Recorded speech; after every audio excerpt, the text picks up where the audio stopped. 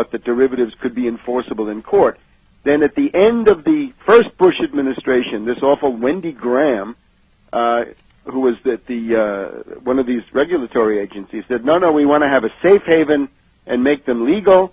They remained dubious. There was this pulling back and forth under Brooks v. Bourne. And then finally a law went through that was sponsored by Phil Graham, this ogre from Texas. You saw him last as McCain's economic advisor until he mocked people saying, oh, you're a bunch of weepers and complainers. There is no depression. And that was the end of him, because even stupid McCain could realize that was the kiss of death. So, well, no shortage of ogres out there. Go ahead. And now you have Geithner. I mean, this was just on Friday, right? Geithner finally talking about derivatives. And what Geithner's idea of what you do about derivatives is you set capital requirements for the hedge funds and so forth that issue these, the banks, because they're the main ones. The problem with that is there's not enough money in the world to do that, because as soon as you say derivatives, you're saying massive leverage, and you're saying built-in options. And the combination of those two means that the losses are quite literally infinite. In other words, there's no limit to what you can lose on derivatives, as we found out from AIG. That's right. And these others. So, all right. Well, we'll get onto this subject a little heavier in the second hour. I think we should start with the tremendous geopolitical adventurism of the Obama regime. And this gets back to the question, could there be something worse than Bush and Cheney and the neocons? And the answer is yes. And we have it now.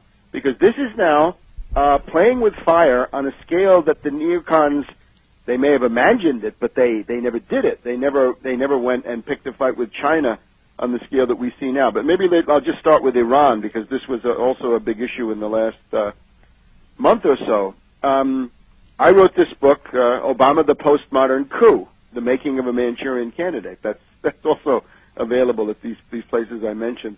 And the postmodern coup part is this technique, which has now been refined. It goes back to Iran 30 years ago when Carter and Brzezinski and Gates overthrew the Shah and brought on Khomeini because they wanted Islamic fundamentalism. They desperately wanted this against the Soviets because they figured that this would spread into the 5 Soviet Central Asian republics and related areas. And well, they killed 300,000 or 400,000 Iranians, but it didn't go any further. Well, they got Iran, and then they got Afghanistan going. Right. So that was one. Then you have the fall of Marcos in the Philippines. Then you have Ukraine jumping ahead to 2004 and Georgia and so forth. In some places it's been tried and it doesn't work, like in Beirut. Beirut was a failure. This was the Cedars Revolution, and there they ran up against the brick wall because there was Hezbollah, which was a competent and very capable organized force which could simply checkmate them. And I think that's what's happened in Iran, although the Iran scenario is not quite as simple as the one in Lebanon. Now, this was this Mousavi versus Ahmadinejad, and the butcher of Beirut.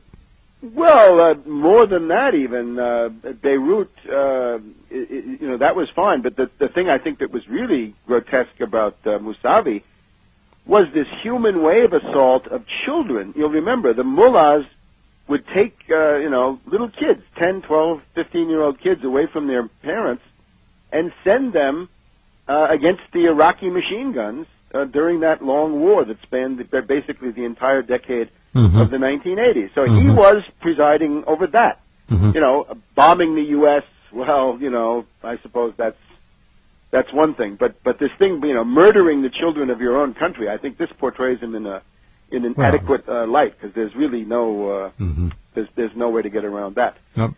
So obviously we know the recipe for a people power coup, a velvet revolution, a CIA color revolution, as they're now called. You've got to have slogans. You've got to have colors. In this case, they have a slogan, something like "Yes, we can." They've got a green color. They got branding, right, in the sense of Madison Avenue, like Coca-Cola. Yep. They got all that. One of the things is their demagogue is not very, very good as a demagogue, right? Mousavi, rather pathetic in terms of demagogical ability. But on the other hand, they've got Twitter, they've got texting on cell phones. On the other hand, the Revolutionary Guard knew it was coming, and several days in advance, the head of the Revolutionary Guard wrote this editorial saying, look, this is going to be an attempted velvet revolution. They're going to try to overthrow the election. and we won't let them. So that's when they started cutting off the texting and basically interfering with the internet and so forth, which Correct. is just self-defense. Yep. Okay, Webster Tarpley is with us. We're taking a look at Iran, first of many subjects this hour.